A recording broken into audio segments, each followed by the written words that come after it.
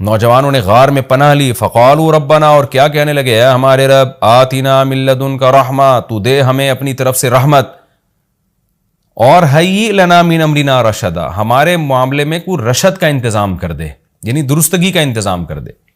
اس میں کیا سبق ملتا ہے کہ جو مشرک بادشاہ تھا، کافر بادشاہ تھا، چند نوجوان اسلام لے کر آئے، اللہ کے برحق دین کو قبول کیا.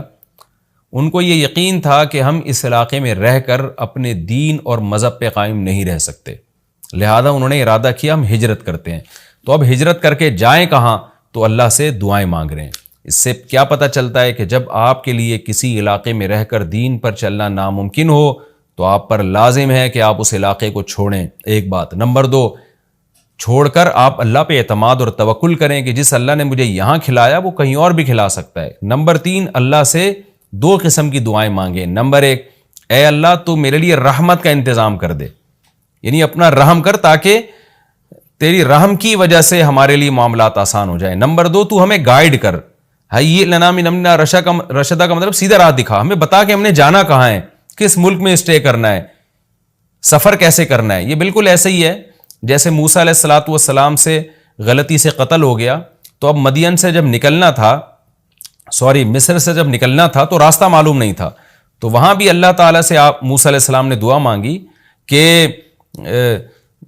وَلَمَّا تَوَجَّهَ تِلْقَاءَ مَدْيَنَ قَالَ عَسَىٰ رَبِّي أَن يَهْدِيَنِي سَوَاءَ السَّبِيلِ، مجھے امید ہے میرے رب مجھے سیدھا راستہ دکھائے گا.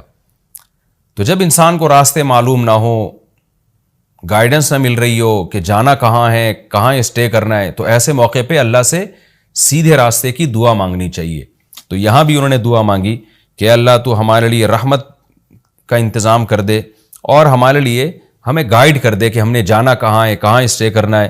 تو قرآن کہتا ہے ہم نے ان کی دعا کو قبول کی. فَضَرَبْنَا عَلَىٰ آذَانِهِمْ، رحمت کا انتظام کیسے ہوا کہ ہم نے غار کے اندر، کیونکہ گئے ان کے کتے کو ساتھ لے کر غار کے اندر گئے، اور وہاں انہوں نے کہا کہ فی الحال ہم یہاں لوگوں سے چھپ جائیں، کسی طریقے سے پناہ میں آ جائیں، پھر دیکھیں گے جی اٹھ کے ہم نے جانا کہاں ہے.